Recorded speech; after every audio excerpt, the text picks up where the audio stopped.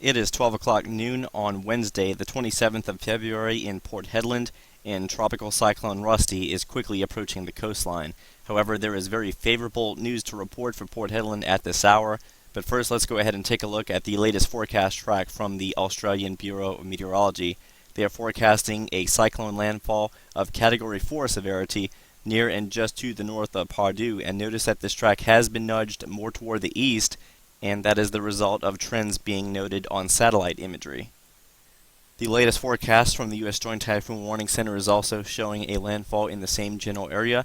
They also say that the maximum 1-minute sustained winds at this hour are 95 knots, and this is now the peak intensity being forecast by the JTWC, and then they expect weakening to quickly occur once the storm crosses the coast. As we turn to the daytime visible satellite animation, there are two important things to note.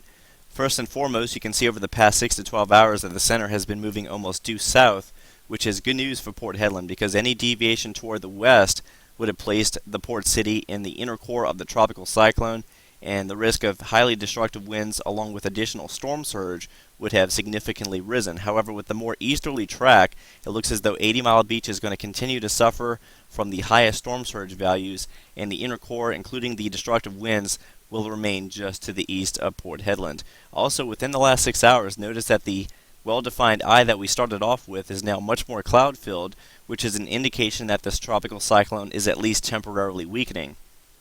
The fluctuation in intensity could be temporary if it's undergoing a natural eye wall replacement cycle. This often occurs with very strong, severe tropical cyclones because it's very hard for them to maintain that level of intensity for an extended period of time.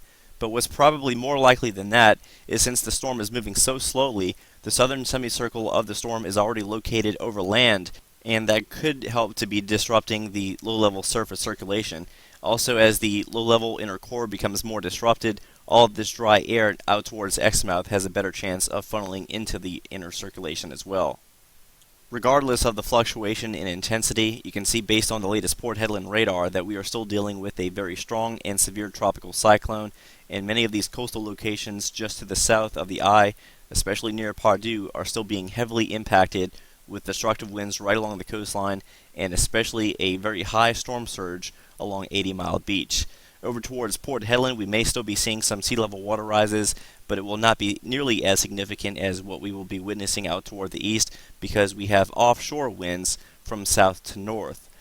Nonetheless, we are still going to be looking at occasionally heavy squalls moving through, and we are still getting wind gusts well in excess of 80 kilometers per hour, and we could still see higher winds over the next 12 to 18 hours. So this is still something that you need to take seriously and stay indoors at least for the next day or so as this tropical cyclone slowly advances more so towards the south.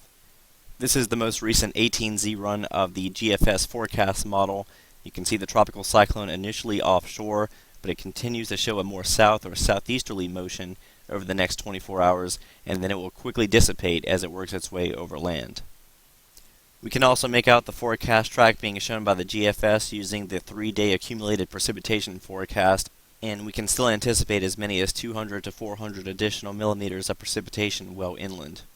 For more tropical cyclone updates, please subscribe to our YouTube channel and also check out 28storms.com/cyclone along with our Facebook page at facebook.com/28storms.